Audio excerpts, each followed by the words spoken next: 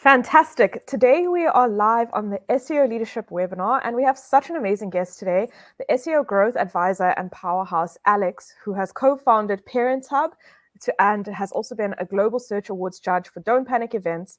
He is now currently the Head of SEO at Hoppa as well. And we've just had a quick little chat to Alex prior to this webinar as well about his experience and his career and what he's been doing within the SEO space. So we are so excited to have you on, Alex, today. Thank you so much for joining. How are you keeping today? Thanks so much, guys. I'm good. I'm in a very, very warm Athens, Greece, at about something like close to 40 degrees Celsius. So I'm trying to keep, you know, cold as much as I can, staying indoors. I'm actually quite jealous of you because we're sitting in winter at the moment on the other side of the world. So enjoy it as much as you can. Yeah. Alex, I think if we can start off by actually just getting a little bit of an insight into your career, how you got into SEO and how you sort of moved through the journeys of co-founding Parents Hub, judging, and also just getting to where you are now at Hoppa. If you could take us through a little brief journey of that, that'll be awesome. Yeah. So I got in SEO in about 2017. I started from the content side of things as an SEO copywriter.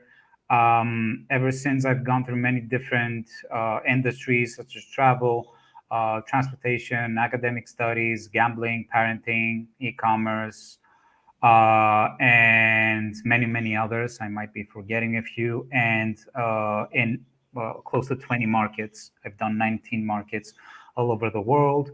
I've worked in markets that are quite unconventional for a person that's from Greece. I'm from Greece, by the way. Like markets in Latin America, or Bulgaria, or Norway, and quite a few others that were challenging in terms of the language. I've worked only as an in-house SEO so far. I haven't worked agency side. This was at first pure coincidence, not having worked for an agency, and then after a certain point, it was kind of intentional. So I didn't and still don't want to work for an agency for many, many reasons. From the work-life balance, because agency life is much harder, and even the aspect of salaries, because traditionally, at least in Greece, salaries at agencies are much lower compared to brands. I've worked both for brands and affiliate businesses as well, so I'm quite experienced in affiliate SEO as well, and also in challenging industries like gambling, for example.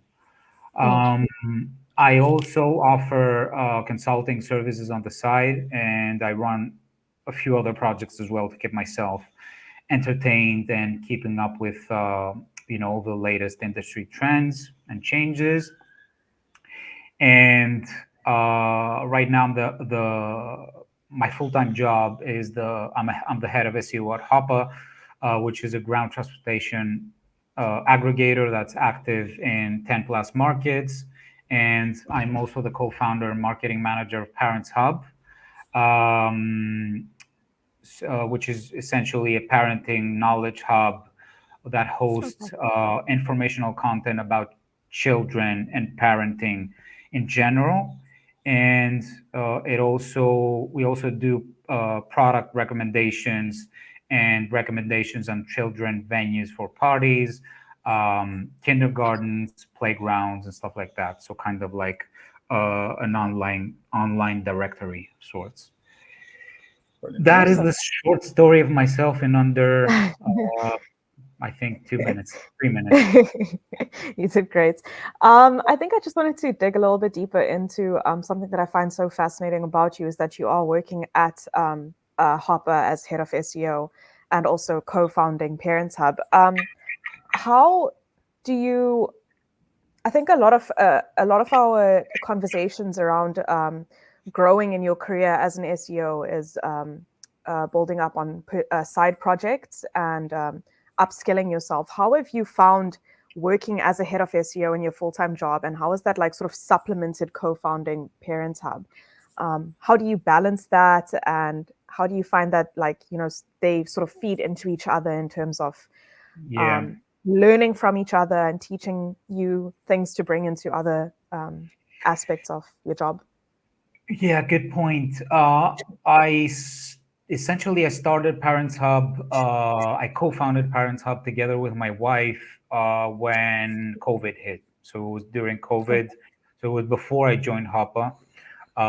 And I think that you know, doing having your own side project is you get so many different skills. Let's put SEO aside for a minute, because essentially it's just you and your co-founder, at least for the beginning. After you start working with other people, so you acquire a diverse uh, range of skills that you cannot possibly get when you work in house. Mm, And what happens is that, especially for in-house SEOs, is that you get sort of myopic after some time, because you're working for one company for just one product, and the best case scenario is that you have this one product across many different markets. So you kind of develop sort of a Stockholm syndrome, and it's a mm, specific set of experiences that you get along the lines of that role. So doing having a side project or taking on freelance projects, for example, is something that first of all keeps you up to date with the industry and the changes, and then it gives you other experiences that you cannot possibly get within the context of your everyday job, that you can then apply to your everyday job, to your full-time job. So I think that they very much complement one another. And to be honest, when I'm hiring people, I do tend to prefer people that have some sort of either freelance experience together with their full-time job, or some side project, because I know that it's something that gives you vital experience.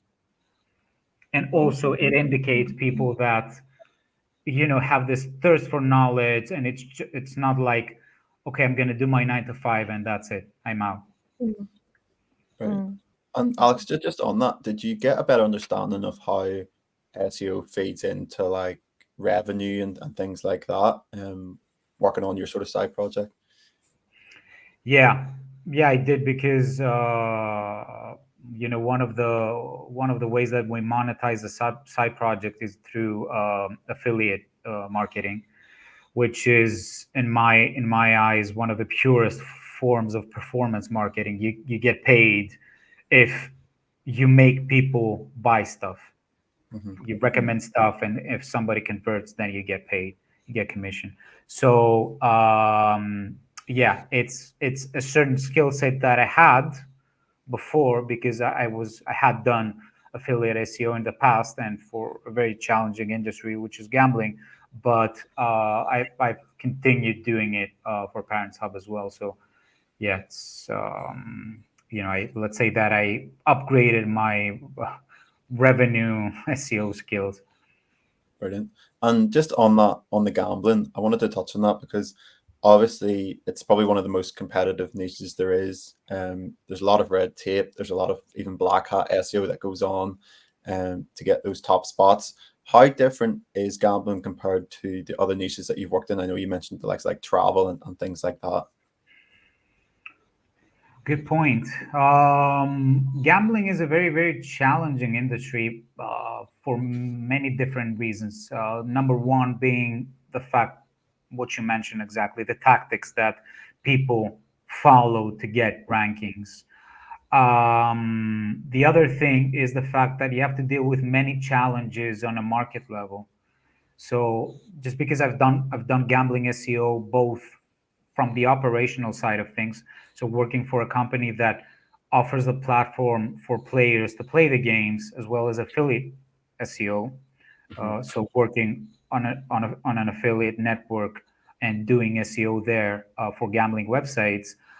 Um, it is challenging, but I wouldn't say that it's that challenging compared to travel. I think travel is the most one of the most difficult industries I've encountered because it's so interconnected with outside factors as well. So you have, for example, you have seasonality.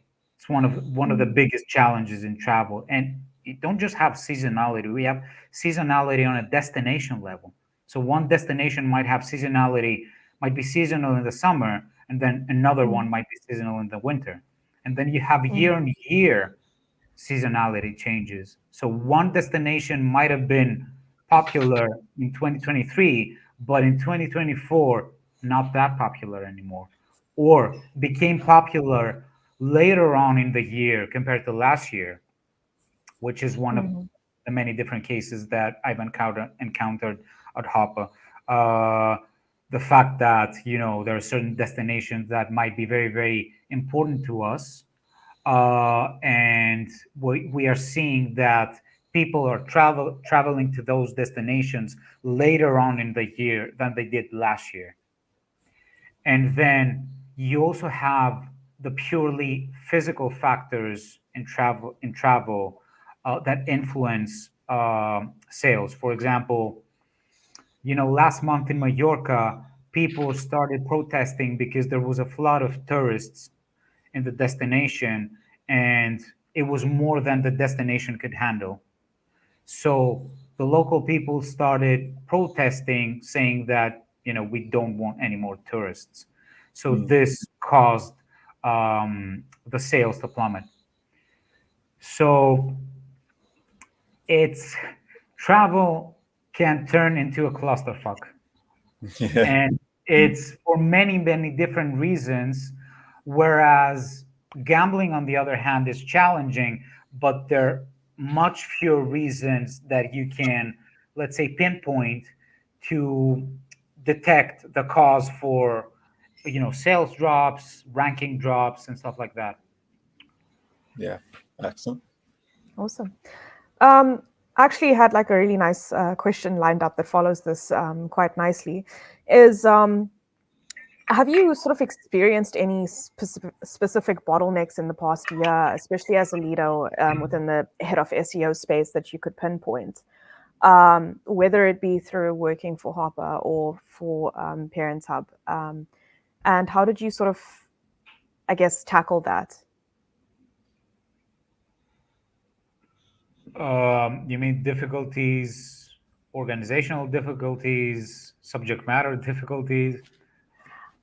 I think if anything in terms of like where you've had to like lead the team through any difficulties, whether it be through a change that happened within the industry or within your company as itself. Yeah. I think that when it comes to motivating and leading an SEO team, one of the first things to keep the team motivated is it comes down to what SEO is for the organization itself. So sadly, for an SEO team to stay motivated, SEO has to be important for the organization. So I have been in Mm, companies where SEO was not a priority, and it was difficult for all of us to stay motivated because the organization was not making money primarily through SEO. SEO was just a trend, let's say, that they wanted to follow, and that just because it wasn't the main revenue source or one of the main revenue sources to the organization, then it became challenging for us because our projects weren't being prioritized. And then at some point, many of us started getting demotivated. So it mm, starts with the importance of SEO to the organization. Um, for the majority of time, I like to hire people that have kind of a strong sense of ownership. I think this is a key trait that I choose team members on. So mostly because I don't hire junior people, I hire people that are skilled enough, so I expect some degree of ownership from them and choose them mm, partly based on that as well. So just because I hire people that like I like to own. I like them to own things. I always make sure to give them room to do that. And people with ownership usually do not like to be micromanaged, for example. And this is exactly what I want from the people I work with. In other words, Brilliant. to have the skills to bring projects to life from beginning to end, without me having to constantly check on them, tell them what to do, and stuff like that. Um, I think sometimes we get lost in the technicalities of our work as SEOs. So, in order for the teams to stay motivated, I always like to remind people that essentially we are solving problems. We are helping our customers through a marketing channel to solve problems, or the fact that we are making their lives easier or better or prettier in some way. Mm, Um, so it's doing what you need to do to make a page appear, for example, higher in search, so that it can be found by people that want to book the transfer that will take them from the airport to the hotel, for example, which is mm, one of our products at Hoppa, when they're on holiday in the summer, for example. So essentially you're making somebody's life easier, more stress-free, or enabling them to go faster to the place where they want to go to relax or have fun. Um, and one last thing is that when it comes to motivating the team, I like to kind of show a clear career path to my team members. Um, SEO, whether that's agency side or in-house, is usually followed as a career path by people that are ambitious and want to climb upwards. mm, Uh, at least that's the feeling that I have. So you have to establish for them some sort of logical career progression within the team that will make sense to them and keep them motivated as mm. well. Definitely. Awesome. And Uh, Alex, sorry yeah. to stop. Just on that, I know you mentioned about that you worked in a few companies that didn't prioritize SEO. Do you have any tips for people that are maybe in a similar situation to help board members or C-suite understand the value of SEO and the sort of the amount of revenue that it can bring in for a brand? Yeah, good question. Well, I think that whenever you're talking to people that are not within the SEO team, or even more so that are in the C-suite and executives and stuff like that, is I always urge people to have one phrase in their mind that C-level executives do not give a fuck about SEO. So if you don't speak in a language that they can understand and relate to, and in metrics that they care about, then they will absolutely 100% tune out. If you talk to them with technical jargon and things like domain rating, and we got this amount of traffic and we got this amount of rankings and stuff like that, then you've lost them. The only thing that these people care about is, you're proposing to me, this project. What will this bring in terms of revenue, in terms of I don't know what other metric every company has. So you have to speak to them, and mention metrics that matter to them in a language that they can understand and relate to. I think it, Brilliant. it, it boils down to this. Definitely. It's sort of I think a specific question, but I think you can go more general with it, is how did you approach learning how to communicate to your sort of, I guess, higher ups when you joined Hopper as well, and understanding the metrics that they use, and um, just learning their jargon and their lingo? Was it, I guess, part of an onboarding experience, or was it just through general nurturing of those relationships? How did you sort of approach yeah. It was kind of a combination of both. I was lucky enough to have a lengthy onboarding period, because essentially there was a head of SEO before I joined Hoppa, so I took over somebody Okay. else's role. So that person was very, very thorough in their onboarding, and he explained, the history and why he did certain things and how he approached things. Because sometimes it's even harder when you take over somebody else's role to understand why that person did certain things instead of taking on a project that SEO has not been applied at all. Mm. So it takes much more onboarding when somebody else has done SEO on a project. So a little bit of the learning curve, let's say, was established by that. And then it did take me some time with, my manager and, going into calls and learning about the metrics that matter for the company. And, at Hoppa, we have a very, very, uh, I would say, business and commercial focused approach in SEO, which has literally transformed my way of thinking about SEO. Um, we have many business metrics that we monitor for the organic channel. Uh, so we track things like revenue, we track things like margin, we even track metrics like net profit for each channel. It's a very, very commercial and business focused approach. Mm. And these are the metrics that we report on. Obviously, Okay. we do report on things like rankings and traffic and stuff like that.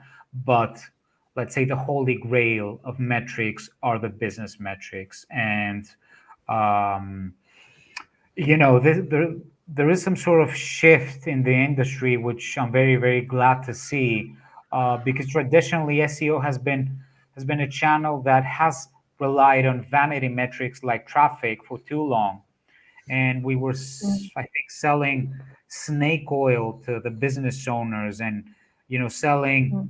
traffic growth through pages like blog articles that didn't bring any sort of conversion because it wasn't high intent traffic for too long.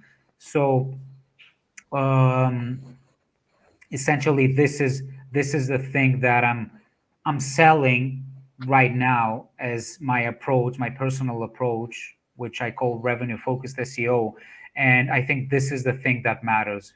Selling SEO and making people realize that what you get is sales and revenue. It's not traffic.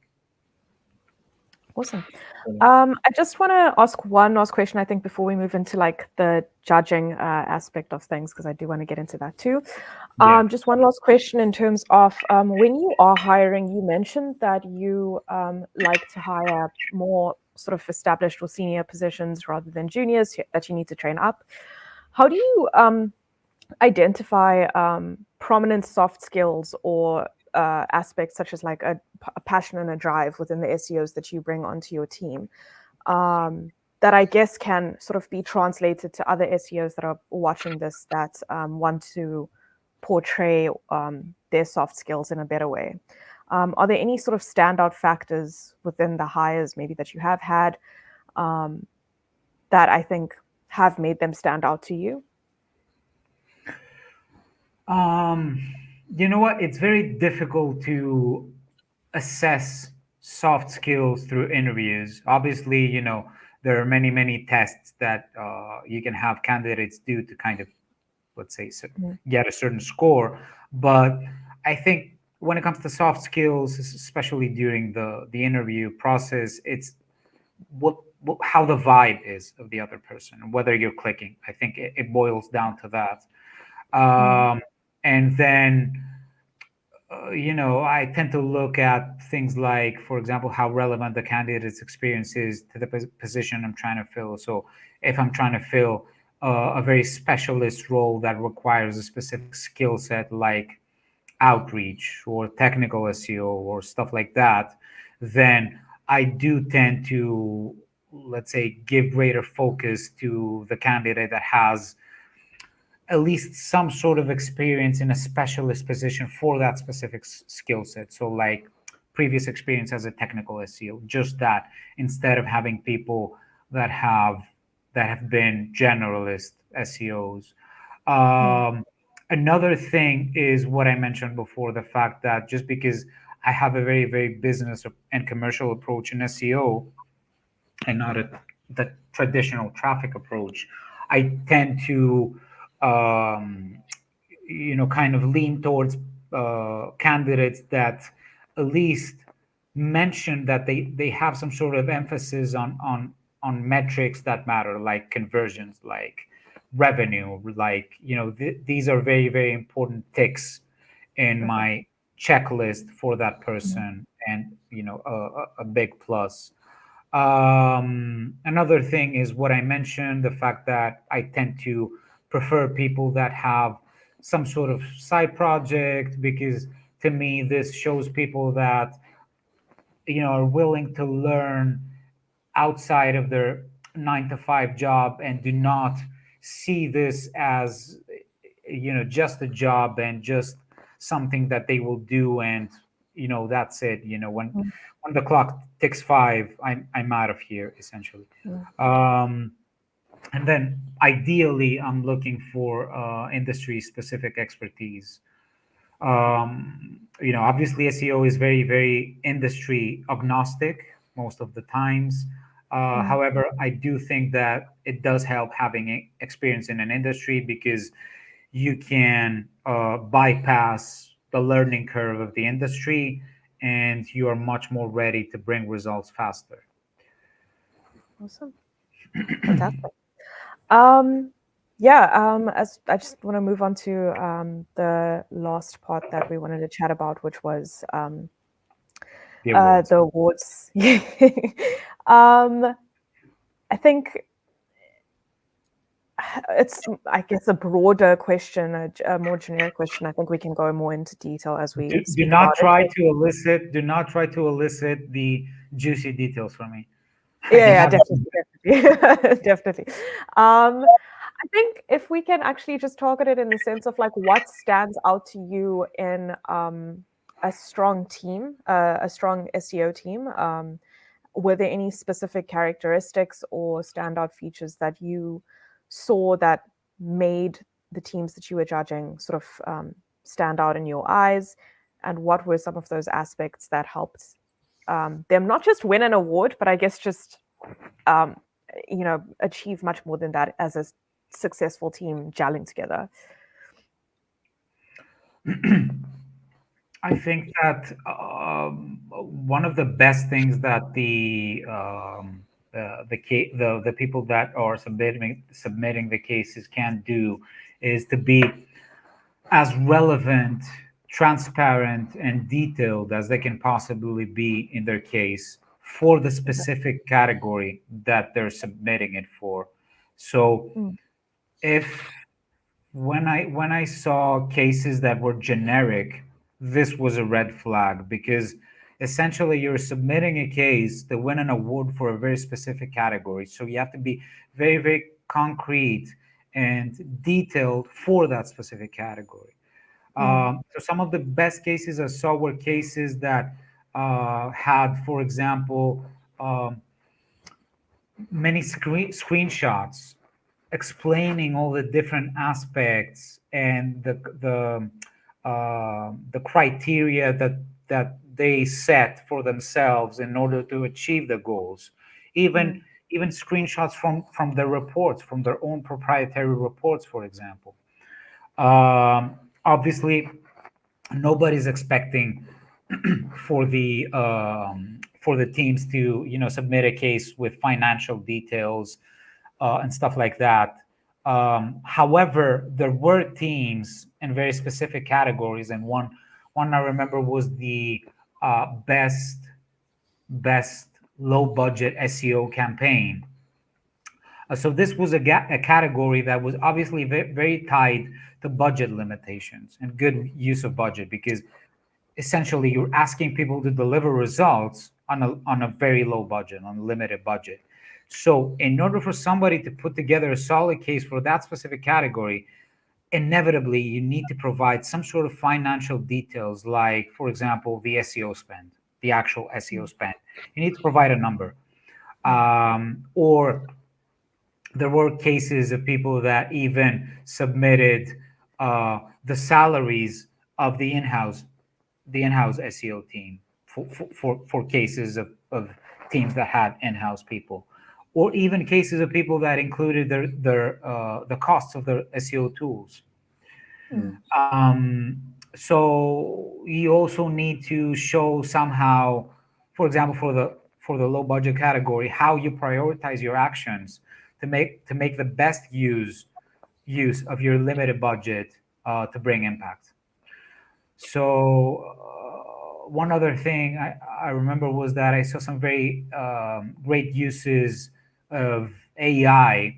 I think it was also in that same category, the low budget category, um, to kind of bring results in an efficient way through AI automations, um, just because of the budget limitations in a much faster way. So if I had to give one tip to case um, the contestants, it would be to choose your categories wisely, and then be as relevant and detailed and transparent for the specific category. Perfect. Strong ending. But Yeah, yeah, thank you so much, Alex, for coming on. Time flew, yeah, but yeah, that was such an awesome discussion. And yeah, we will upload this to YouTube and Spotify, and we will release a newsletter as well. So we'll be linking you everywhere. So everyone that's listening, if you're looking out for Alex, find him on our socials, find him in our newsletter. And yeah, Alex, thank you again so much for joining us, and have a thanks great for having me, weekend. guys. Cheers, You, Of Alex. course. you too. So Cheers.